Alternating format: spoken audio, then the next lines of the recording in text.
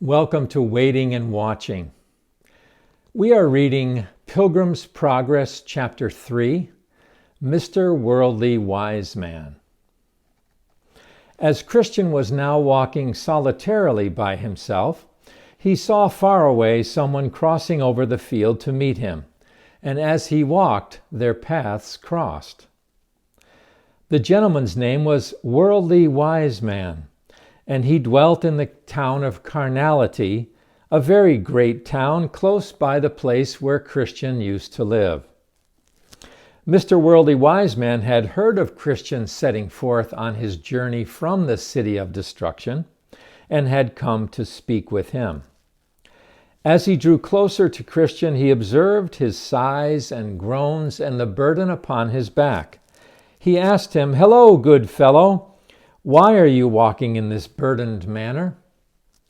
"I am deeply burdened," answered Christian, "and am traveling to the wicket gate across the field, for I have been told that this is the way to get rid of my burden." "Do you have a wife and children?" asked Worldly Wise Man. "Yes," answered Christian, "but I am so weighed down by my burden that I cannot enjoy them as I once did. Indeed, I think of myself as if I had no wife or children." "Will you listen to me if I give you good counsel?" asked Worldly Wise Man. "If you give right counsel, I will listen," answered Christian. "I advise you to quickly get rid of your burden, for you cannot enjoy the peace and blessing of God until you do."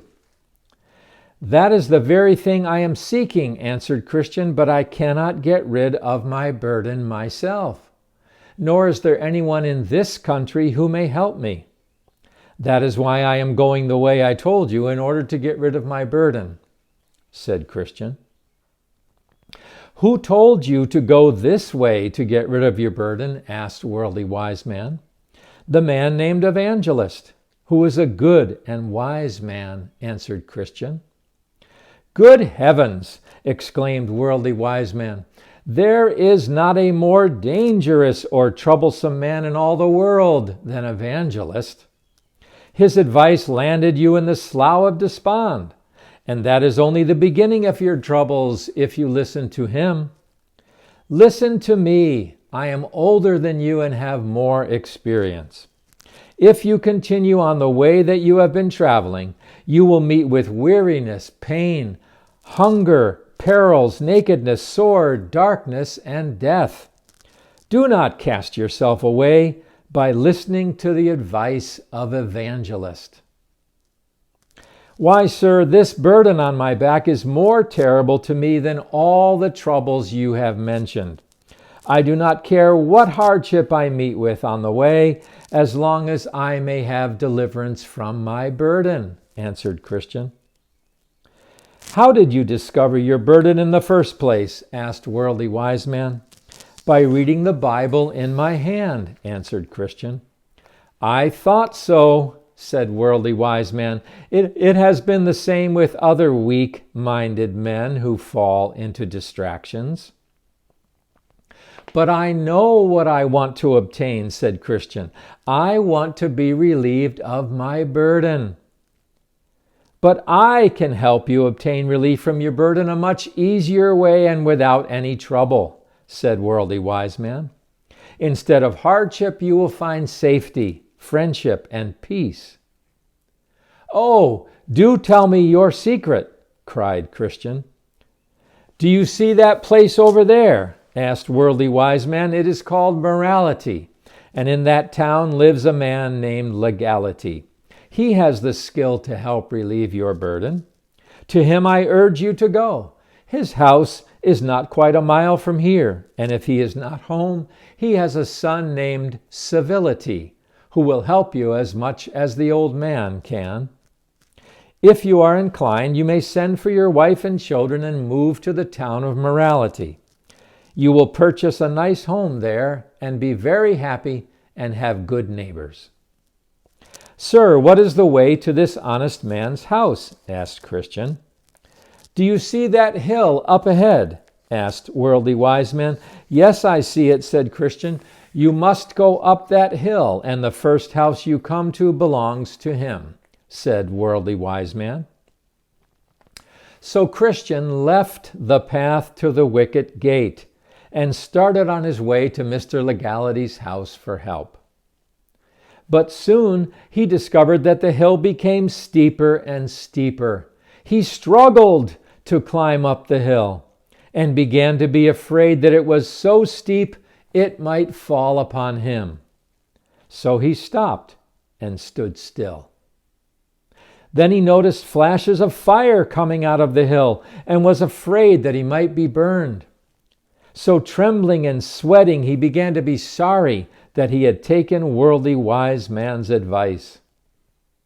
Suddenly, he saw Evangelist coming closer and closer to him, and when he came up to him, he had a severe look on his face. "What are you doing here?" asked Evangelist, and Christian was speechless and filled with shame. "Aren't you the man that I found crying outside the walls of the city of destruction?" he asked. "Yes, dear sir, I am that man," answered Christian.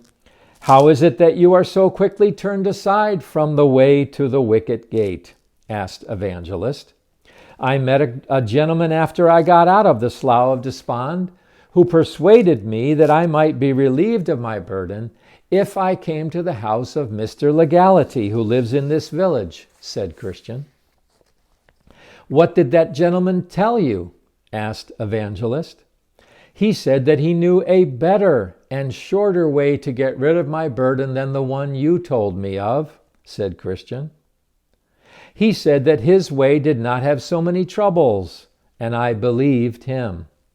But when I came to this place and saw the fire and the steep hill, I knew he was wrong, and now I don't know what to do."